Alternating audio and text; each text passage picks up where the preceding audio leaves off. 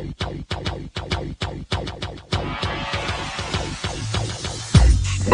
to the Odds Breakers, number one place for shared, sharp betting information. Welcome back to podcast 10 of 2019. I'm your host, Kiev O'Neill. You can tweet me at the Public Dog, or you can tweet us at the Odds Breakers. We have a fantastic show for you today. Our Valentine's special. Nobody better to bring in than the lovely Kelly Stewart. And she's going to break down some of this huge card that we have for this weekend. And we are also going to talk a little bit about the huge parlay that she almost won. This episode is being brought to you by mybookie.ag. For a 50% sign-up bonus, please visit MyBookie and use the promo code TheOddsBreakers. Terms and conditions apply. If you'd like to help us out with our costs, we would love to help you out. Please visit theoddsbreakers.com and become a member. For only $12.99 a month, you can become a monthly member and get our picks before the line moves. And for $2 more, you can become a patron subscriber, support the podcast, and get the podcast a little bit early. If nothing else, please visit theoddsbreakers.com and become a free picks newsletter subscriber. All right, before we get into this weekend's card, I want to update you with my Big Ten rankings. So since we talked, we moved Purdue up to the top and Michigan State fell down to second. Now look what happens. Michigan State goes to Wisconsin and beats them. They didn't play that well, but they still played well enough to beat Wisconsin that day. And Purdue goes and loses to Maryland. Now, I'm not going to sit there and shuffle these guys back and forth here for first and second place. They're both equally top teams, really good.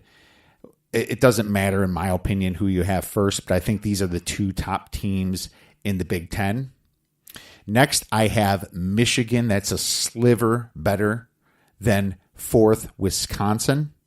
And then I have Maryland, Iowa, Minnesota, Indiana, Nebraska, Ohio State, Illinois, Penn State, and then Rutgers. And then now bringing up the bottom is poor Northwestern that just got beat at home by Rutgers. The truth is that these bottom teams, Penn State, Rutgers, and Northwestern, they are kind of as good as each other, in my opinion. I think the next step up would be Illinois, Ohio State, Nebraska, and Indiana. And then I think the next step up is kind of bunched up Minnesota with Iowa and Maryland. And then Wisconsin's kind of on its own. They're a weird team. They can beat anybody and then lose to anybody. And then Michigan State, and Purdue are pretty close. Michigan's a sliver under those two top teams. So that's how I rank the Big Ten right now. And obviously this could change week to week, but it's been a great season so far. All right, I want to get into a little Friday action before we get Kelly on here. I have a MAC game I want to go over real quick. Buffalo versus Toledo. Toledo's going to be getting about a point at home, and the over-under is going to be about 151. So both of these teams have done very well against the spread. Buffalo is 13-9-1, and Toledo is 14-8-1 so far for the season. These two teams have met in Buffalo earlier this year, and Buffalo happens to have their best performance, scoring 110 points to Toledo's 80 points. Now, this blowout has to still be in the minds of the Rockets, right? And now they have the opportunity for some revenge. Now they get to, get Buffalo at home. The big question is, is this revenge spot enough to straight up win this game? The spread's going to be pretty tight. Both of these teams are in the top of their divisions in the MAC, and they both are going to have the best odds to win the MAC tournament, or I guess the worst odds, paying odds, but they're going to be the favorites. Buffalo 1 and Toledo 2. Buffalo is a special team. They proved that last year when they beat Arizona in the tournament. They haven't lost a step so far. The Bulls rank first in both offensive efficiency and defensive efficiency in the MAC, and the Rockets rank 5th and 4th in those categories, respectively.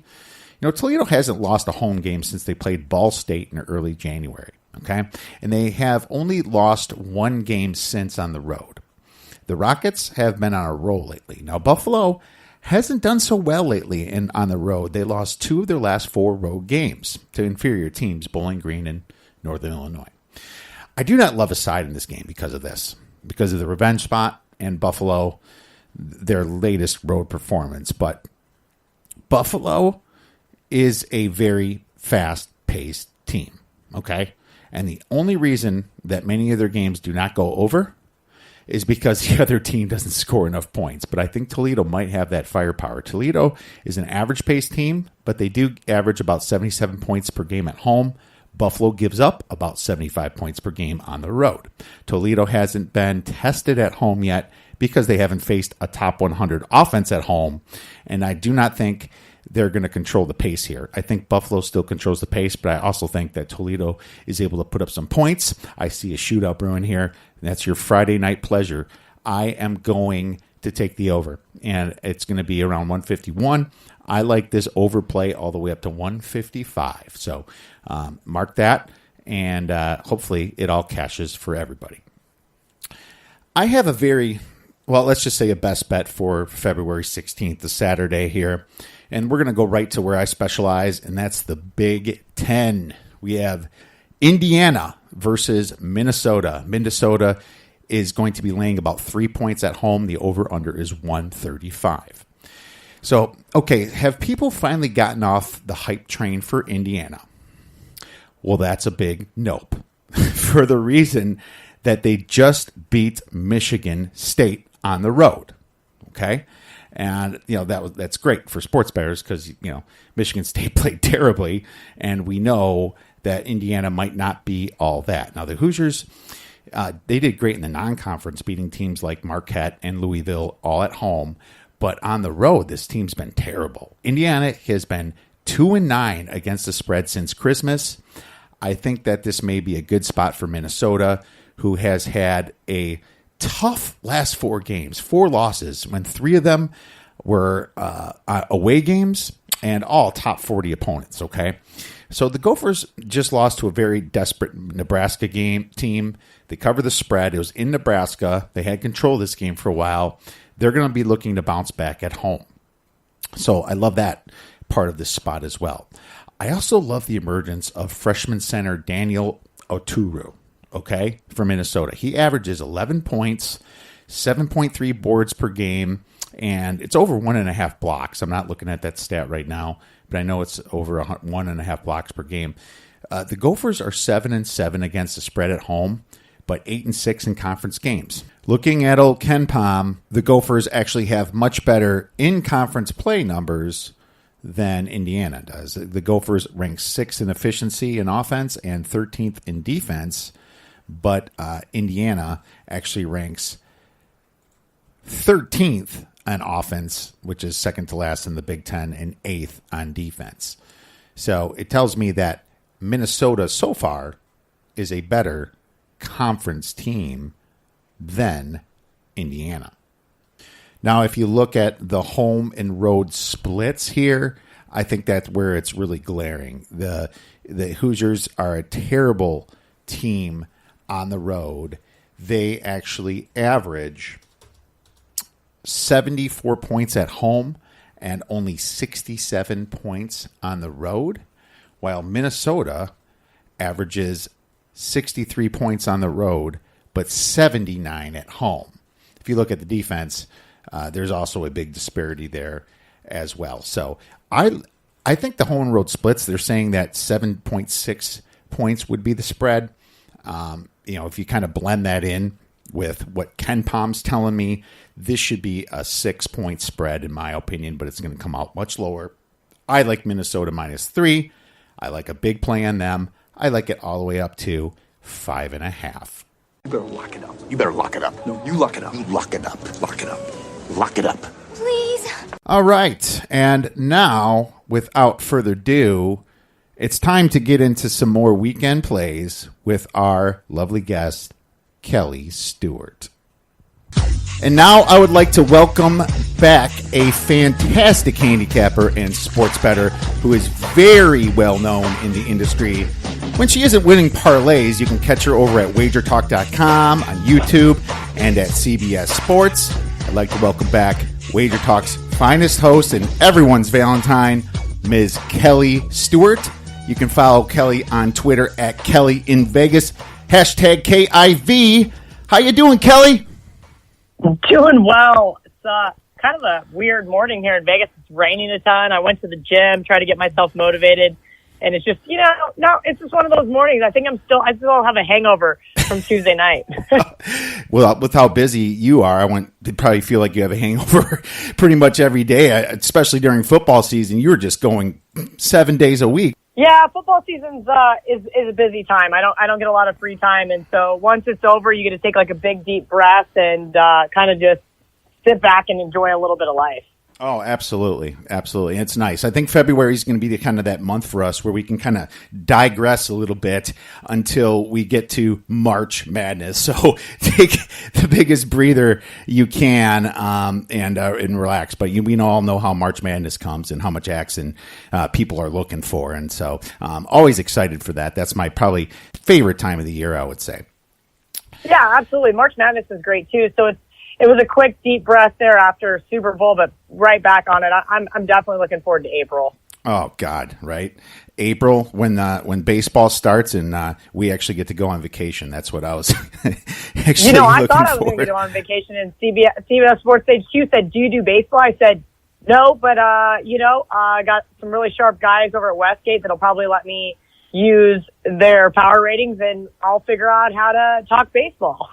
Yeah, exactly. Baseball very sabermetric driven, and very obviously by the starting pitchers, you can see where the lines are. So yeah, that'd be awesome. I'm gonna do a little bit of baseball myself. I like to focus personally on the next college and NFL season.